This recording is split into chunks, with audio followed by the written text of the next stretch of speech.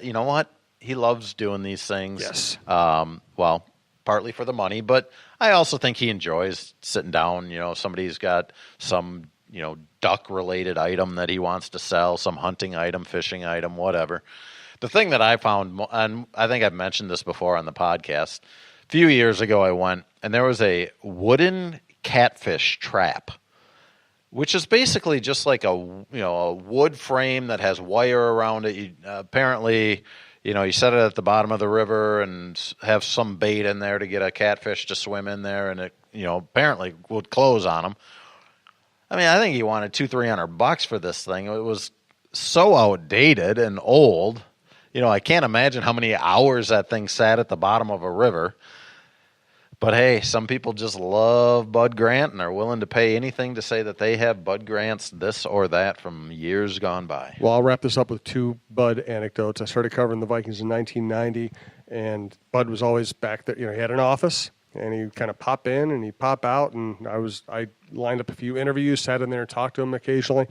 But most of the times when I saw him out there, he was like in that back shed area. Yeah. So I asked the Vikings employee, so what does Bud do here? And they said, well, we love Bud, but what Bud does here is he comes in, he makes long distance calls, and he goes and fills up his gas tank, and then he leaves. Fills up his gas tank. Yes, that's what Bud did. Bud's always been a little, parsimonious. Frugal. Frugal. That's a nice way to put it.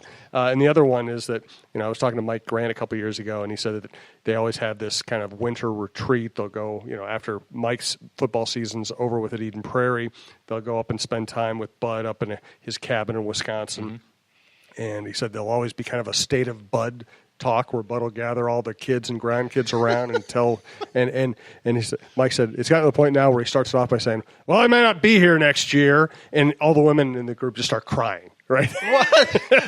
They haven't become toughened up to the fact that he's going to say this every year? No, but I mean, the first time he ever said it, they all just started crying, but now it's like a yearly thing. I might not be here next year. Yeah, it's the same as his garage sale. Yes. Exactly. By the way, have you seen either been in his office or seen pictures of his new office at the new facility? I have not, no. It is really cool because everything in that facility is modern, high-tech, everything. They basically recreated his old office there, wood paneling.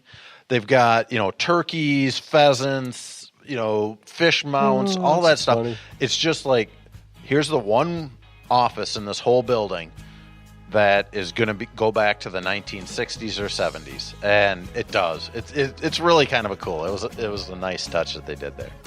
Congratulations, Bud. Make all the long distance phone calls you want.